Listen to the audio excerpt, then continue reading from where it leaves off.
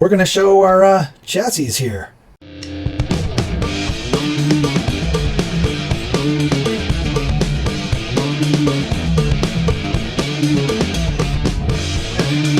This is the CrawlerWorks RB1.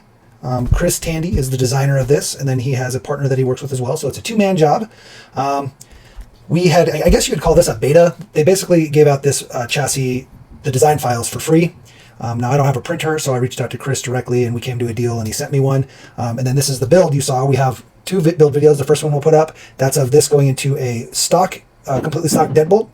And then the second one up here is putting it together like this, which is basically a parts bin build. You can kind of see we've got an aluminum belly plate, aluminum drive shaft. We didn't have the correct length here. We had a deadbolt length, so we had to adjust for our C10 fronts. We got some AliExpress front axle. I believe these are Injora front links, knuckles, maybe those are the AliExpress, I can't remember. Hot Racing shocks, our cheapy $3 servo, which has been fantastic. We haven't done anything too crazy, but it seems to handle everything fine. We've got another AliExpress red transmission, seems great. The stock receiver, which was burned up, so it's receiver only. Our speed controls over here, which is another cheap, like $15 speed control and motor combo, which also seems to work great. We got tons of speed out of it. And then our RC Lions and our Little Guy Racings with some flubber stuffers in there. Flubber stuffers are these type of wheel inserts, except they're the green ones. They're a different print. These are Blaze Blades. So these are Blaze Blades, and what's in here right now are flubber stuffers. They're both awesome. We have a video of those over here. Anyway, the new chassis, this is their official release. It's the RB1, RB_1, and there have been some updates, so we'll talk about it. I believe some of them might have been attributed to us talking to them. One of the first issues we had was there was nowhere to mount anything inside the chassis, and I'm sure they got that feedback from a lot of people, not just us. But what I went ahead and did is I took a steering link, a stock steering link, I don't know if you can see it in there. You can kind of see it running across there. And I chopped it, put a screw in here, and then I tuck my battery up underneath. I don't have any batteries to show you, but you can basically slide your battery in under here, and it slides up underneath and is held by that little brace. So they went ahead and they made us a battery tray. Now we got a battery tray, an official one. It's a little big, but I'd rather have it too big than too small because you can always trim things down. So that's nice. And it tucks the stock battery up in exactly the same way we did ours. And it's perfect. It doesn't hit the links, doesn't hit the servo, and it holds it in there nice and snug. So we're super excited about that. They also added a rear tray here, and this is designed for the stock ESC. So you can take your stock ESC, mount it here on this rear tray, and then you can actually mount this fuel cell plate, which isn't, there's no way to mount it. It's not like mounted to the chassis in any way. They just kind of designed it as an extra little fun feature, and you can mount it to the top of your ESC. Just kind of like double sticky tape it or glue it, or hell, if you tuck it in there just right, it feels like it'll stay without needing anything. But I'd recommend at least putting some sticky tape on there. Anyway, so that's really cool. And then obviously the big difference here are all the panels, right? We have all these snap-on panels now. And they make these panels in all kinds of different colors. So we even have another set coming. I think we're getting some whites and some window nets.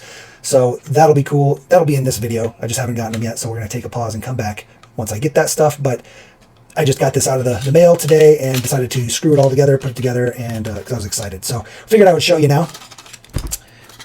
Let's see. Let me get this out of here.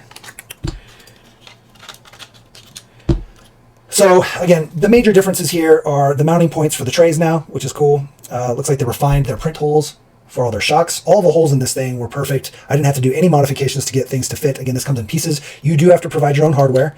I found that the 1.4, well, obviously it's 1.4, but the 1.4 by 5s or the 1.4 by 6s work great. Now you got to be careful. You can see here, I actually whitened it a little. If you over tighten this or run too long of a screw, you can cause some deformity or potentially strip or break these points here. So I recommend for all of your screws here, 1.5s. If you want to go a little bit longer for a little bit extra stability, you can use the 1.4 by 5s or a 1.4 by 6 to go a little bit further. And maybe on some of these, maybe the rear here, this one, you probably want to use 1.4 by 5s. They're a little bit shorter. These are 6s and they went fine, but you can see on the inside they started to whiten where it's hitting through. So you probably can get it a little better with 5s versus 6s. You can use 6s up in all these spots. With the battery trays, you can use any length you want. We actually used 1.4 by 12s, the longest one we had, so they come all the way to like here. Okay, on each side. And that just gives us extra strength in our 2 spots on our battery trays. These holes here, you're going to want to use your stock battery tray and ESC tray screws. These are actually 1.4 by 4s or 3s. I think they're 3s actually. I don't remember. But you just don't want them extending past because you'll hit on your 4 links or your links. Worst case, if you don't have shorter screws or you don't have your stock screws, you can always just trim them. Just get some cutters and snip off. Make sure you're flush, that way you're not hitting. Anyway, The next difference besides just the addition of the trays, which is fantastic, are that since the body panels had to be attached, there were some differences here on the front. Now they say you should be able to use all the body panels except the roof, but I was having issues snapping this front on here. It doesn't want to stay, it doesn't want to snap on very well, so I do believe there's a difference here. I think this one's a little bit more flat because it snaps on here, no problem, but it does not snap on here. So again, if you have one of these old chassis maybe that you printed or that you picked up from them, they have mentioned you can reach out to try to get a new piece so that your panels will fit if you want to run panels. The main difference, like I said, is going to be this roof panel. You can see on the original, it has this dip, which was a very cool design choice. I liked it a lot. It dips in the back as well. You can kind of see it's kind of raised, which looks very cool if you're running no panels. The problem is if you're running, and it's raised here too, right? So if you're going to run it naked, this original one is awesome because it's got a little bit of design to it. And so we really like that. But if you want to run the panels, you have to have this flat top. So the top is flat on this one, but it does give you the ability to snap on any color panels you want. And again, the color combinations of these things are fantastic. Check out CrawlerWorks Facebook. It'll be posted below. And like I said, we're going to show, I think we got white panels coming and we have window nets. So just wait for that here towards the end of the video. And yeah, get a black chassis with red panels and blue panels, or a white chassis with red and blue panels. You could do red, white, and blue, or whatever you want to do. Having the option to swap out panels is just sick. We just love it. We love customizability and modular, being able to be modular with things. So yeah, again, this thing's been fantastic. We're going to put this over onto here, so I'll show you that here in this video as soon as we get that done. And yeah, if you want a rock bouncer chassis, kind of a go fasty, lightweight, pretty strong. I mean, I've had no issues with this, but this has taken some pretty hard tumbles. We haven't broken anything. And then with the addition of these trays, not that these are needed for structure, but man, they're going to add some structure, some structural integrity for sure. So again, let us get this thing put on here and show you the white panels. And yeah. Oh, if you haven't already, like and subscribe. We're going to give this away. I just now decided we're going to give, not the whole rig. Sorry guys, I need this stuff to go on this one. But we're going to give away the V1 chassis. So we'll take this all apart. We'll leave all of our hardware in there. And you literally, if you saw in our first video on this guy for the stock deadbolt, it's literally just 1, 2, 3, 4, 5, 6 times 2, 12 screws. And you pop this out and you can throw it on a deadbolt chassis or a C10 chassis. We do recommend a C10 over the deadbolt because the deadbolt, it's a little bit short in the front, and your shocks aren't quite right, so you want a longer front. So the C10 is really where it's at. If you do C10 front and deadbolt rear, if you have the links for that and the drive shafts for that, do that, because that is a fantastic setup. But we're going to give this away. We're going to give away this chassis. We'll mail it out to somebody lucky that comments in this video. We'll say, Rock Bouncers Rule. So comment below, Rock Bouncers Rule. And once we hit 2,000 views on this video and 1,000 subscribers, we'll go ahead and choose somebody from the comments below that typed Rock Bouncers Rule in the comments below and is subscribed to our channel, and they will get this sent out to them. So do that now, and then we're going to go ahead and show you this, put on there, and we'll set your new chassis that you're going to win to the side, ready for shipping. A few moments later. So we went ahead and tightened up a bunch of our wires. We shortened up our motor wire. You can see it here. It's literally just from there to there. It goes to an external ESC. We're using the stock receiver. Can't really see the servo. Well, there's where the servos plug in and the ESC.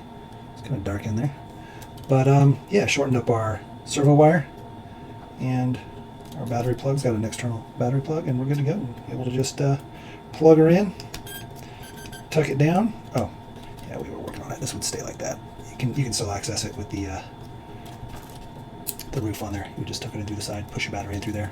But yeah, you can tuck our battery wire down in here to get it out of the windows, and then we will run window nets.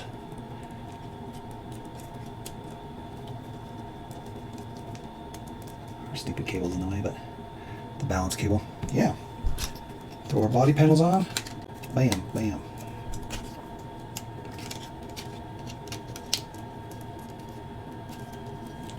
There you have it.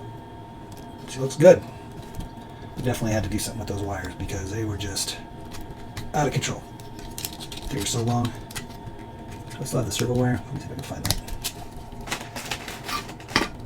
Did I throw the servo wire away? I never throw wires away. Where did it go? Oh, it's right here.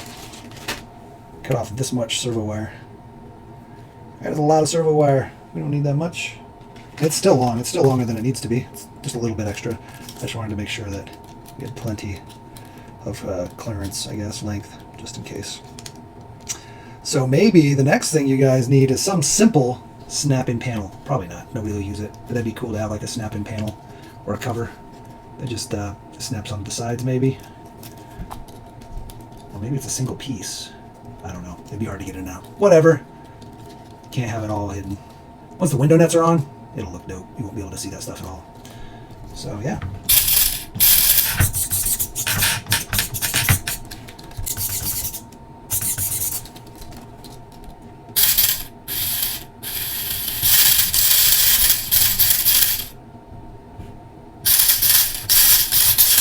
Whoa. A few moments later. So we got our other panels in. And we just got white. They make, like you saw, a whole bunch of different colors. We got white because we figured it could go well with some stickers. We have some stickers we printed off with our inkjet on sticker paper. And unfortunately, when you print off stickers like this on your inkjet, there's no white background. The white background is intended to be the paper, right? So this is actually all clear. There's no way to print white without a special printer. But if we have a white background on our panels, then it might work. We need a smaller sticker, but we figured we might do something like that, so that's why we got white. We can also paint them or hydro dip them. That would be cool. That could be cool. And then we went ahead and painted up our fuel cell, so it doesn't come that way. We painted it. You can swap them around however you want. If you want all white roof and black panels, you got that. We don't know what we like yet, so we're just kind of doing this. We kind of like the white roof with the black everywhere else. It's kind of cool. I don't know, maybe we'll go all white. Here, let's swap out all the white.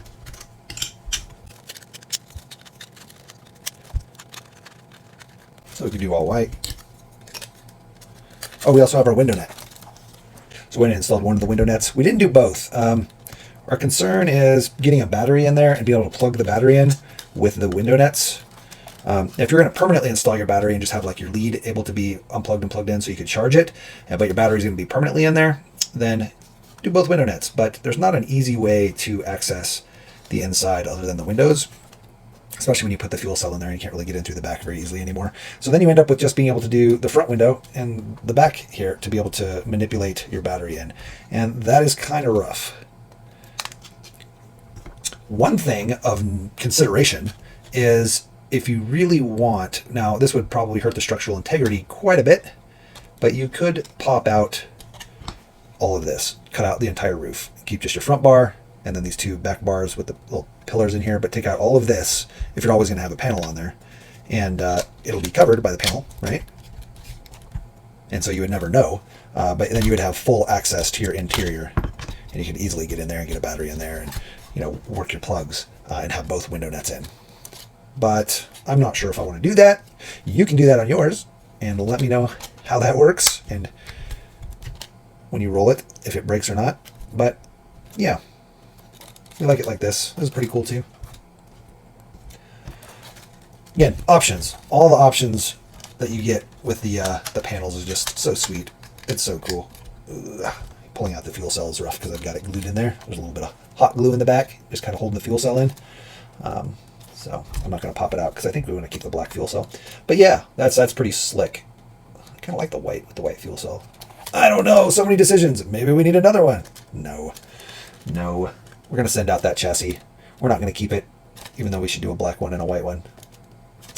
Anyway, we'll send that chassis out. Again, make sure you put Rock Bouncer's Rule in the comments. And when we hit 2,000 views, you'll get the other chassis.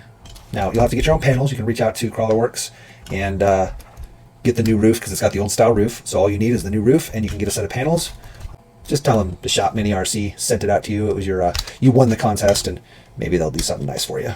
I don't know. Don't want to put that on them. But they've been awesome so far on everything. So we love this little guy. Enough talking. So I'll let you guys get back to your day. Hopefully you're crawling. Get out there and run your rigs. Smash them, crash them, and bash them. But don't break the expensive parts.